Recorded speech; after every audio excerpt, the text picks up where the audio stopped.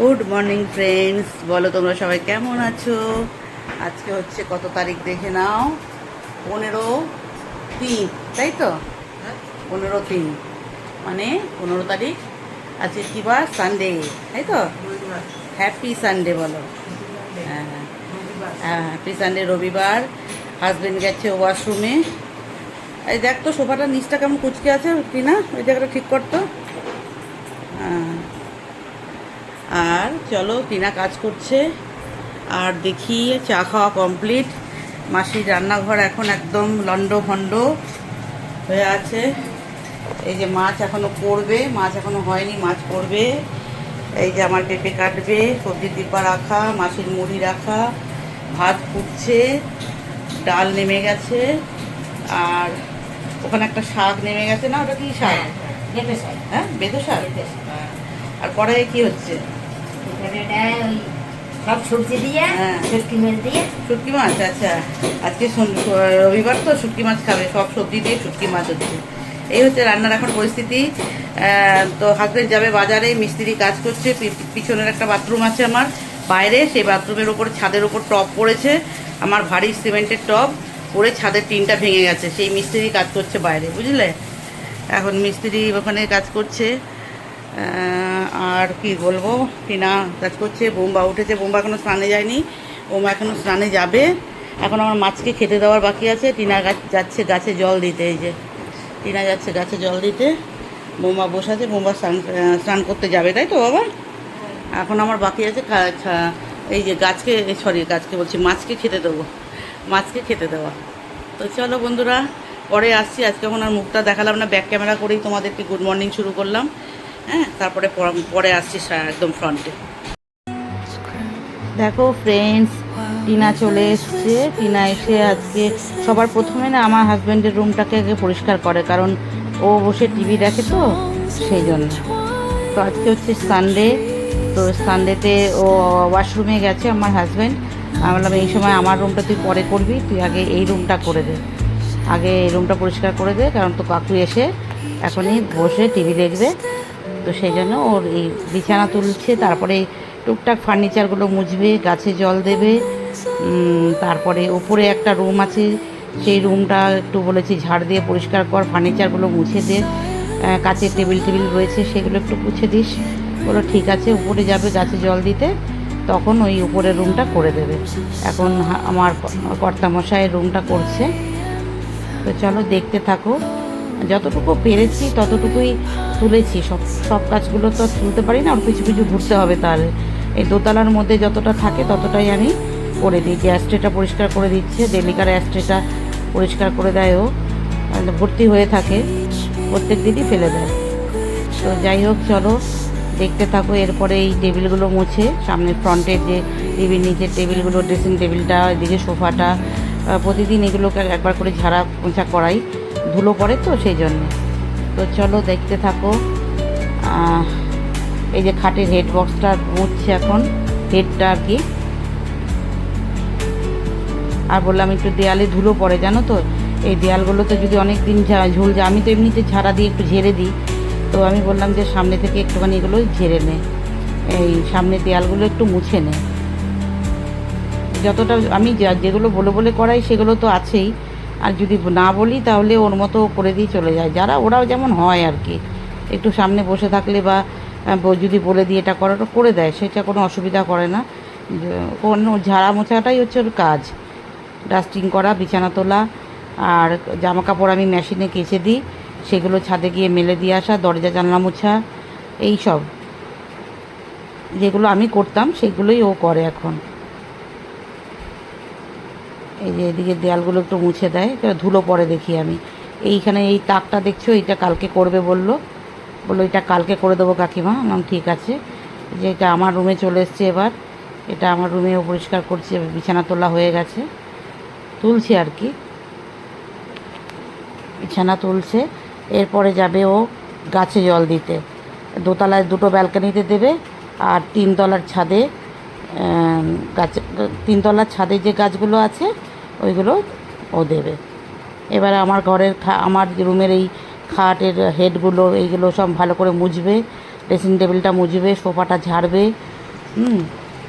এই দেখো ফ্রেন্ডস, এই যে দোতলার ছাদ থেকে দেখাচ্ছে যে বাইরের বাথরুমটা, ওপর থেকে দোতলার উপর থেকে টপ পড়েছে, টপ পড়ে টিনটা পুরো নষ্ট হয়ে গেছে, ফেটে গেছে, ফেটে ভিতরে ঢুকে গেছে। দিয়ে এখন ওটাকে ছাড়িয়ে একটা টিন এনে মিস্ত্রি দিয়ে ওটাকে আবার লাগাতে হবে। ফালতু ফান্ডে, নাহলে চলছিল ঠিকঠাকই চলছিল, কোনো পুরোনো হয়ে গেছিলো টিনটা অনেক, কিন্তু তবুও চলছিল। কিন্তু ওই টপটা পড়ে ওপর থেকে ব্যাস গেল গচ্ছা, এই আর কি। এই ছাদের থেকেই দেখা যাচ্ছে গবেষ রান্না দিয়ে এখন ছাড়ানো হয়েছে, এবার টিনটা লাগিয়ে গেঁথে দেবে, ব্যাস আর কিছু না, বুঝেছে।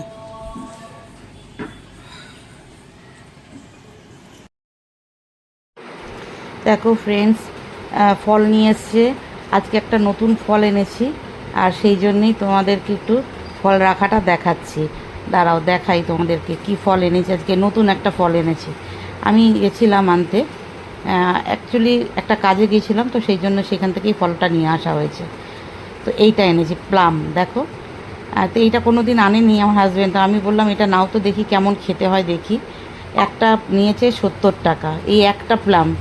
কত টাকা কেজি আমি বলতে পারবো না, কতটা ওয়েট হয়েছিল সেটাও বলতে পারবো না, দেখলাম বললো 70 টাকা নিল। আচ্ছা, সবেদা নিয়ে এসছে, আর এটা হচ্ছে তোমার কি বলে, ফুটি না কি বলে যেন এটাকে, এই দাগটা। এবার একটা দেশি এনেছে, আগে একটা বিদেশি আনতো। তো কলা এনেছি, আর প্লাম, আপেল, লেবু, আর একটা পেঁপে এনেছি। পেঁপেটা আমাকে খেতে বলেছে ডাক্তারে, তো সেই জন্য পেঁপে আমার খেতে ইচ্ছা করে না যদিও, তবুও পেঁপেটা কিন্তু কচকচি পেঁপে, একদম প্যাতে লেদে পেঁপে নয়। তো বললো আমাকে দোকান থেকে যে এটা কচকচি পেঁপে, তো সেই জন্য বললাম ঠিক আছে দিয়ে দাও।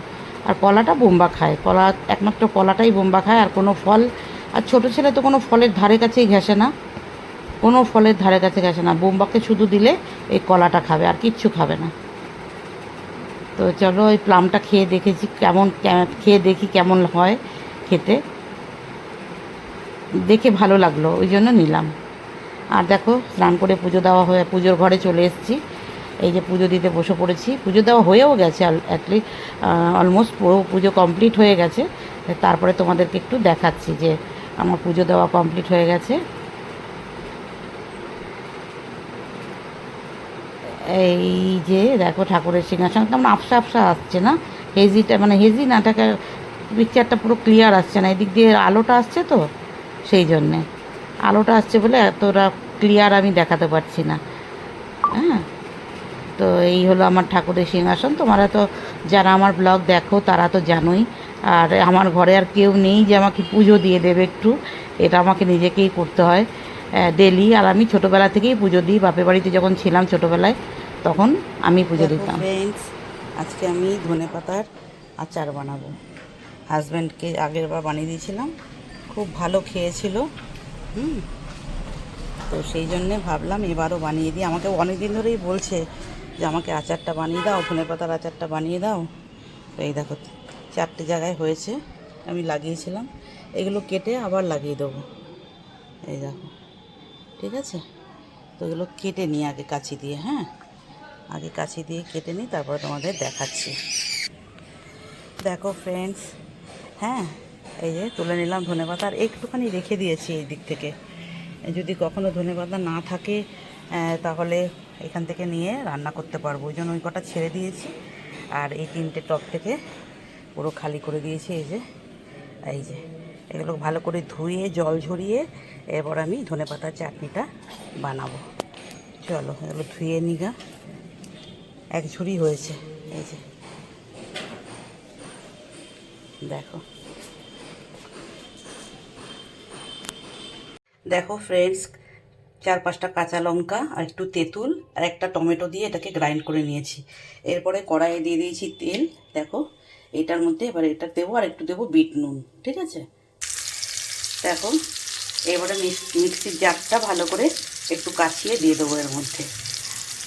এটা সর্ষের তেল দিয়েছি, শুধু সর্ষের তেলের ওপরে, আর কিন্তু কিচ্ছু দিইনি। কাঁচা লঙ্কা, ধনেপাতা আর একটা টমেটোর যে রসটা সেটা যাতে ভালো করে গ্রাইন্ড হয়ে যায়, সেই জন্য টমেটোটা দেওয়া, নাহলে তো শুকনো হবে না, জল তো দেওয়া যাবে না, টমেটোর জলটা দিয়েই করেছি আর কি।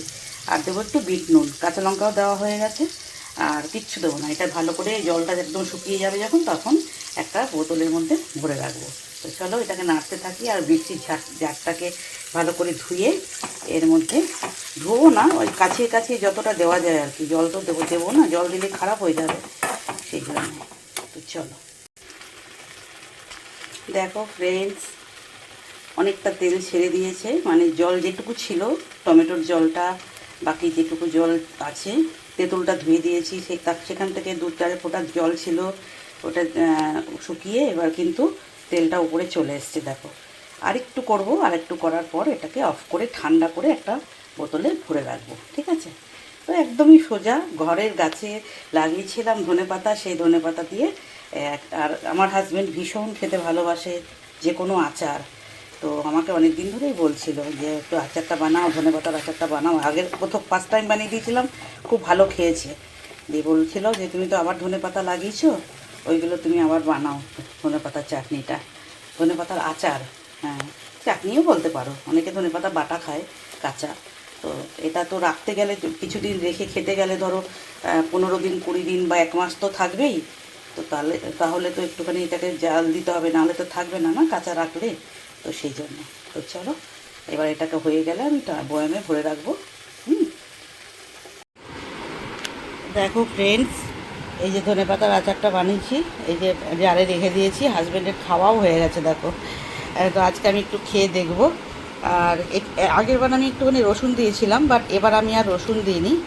এবার একদম কাঁচা লঙ্কা, ধনেপাতা, বিট নুন আর তেঁতুল এই দিয়ে এটাকে ভালো করে পেস্ট করে, তারপরে কড়াইয়ে একদম জলটা যেন না থাকে, তেল একদম ছেড়ে দেওয়ার পর ঠান্ডা করে জারে ভরে রেখেছি। হ্যাঁ, তো বললো দুটোই ভালো লাগছিলো। আগেরবার রসুন দিয়েও ভালো খেয়েছে, এবার রসুন ছাড়া করেছি, একদম নিরামিষ। তো ভালো খায় ও, ধনেপাতার আচার খুব ভালো খায়। এবার আজকে আমি একটু খেয়ে দেখব কেমন হয়েছে। একদম তেল তেল, এই দেখো। চলো তোমরাও বানাবে, ধনেপাতার আচার বানিয়ে রাখবে, 1 মাস মতো থাকে, 1 মাস মতো ঠিকঠাক থাকে।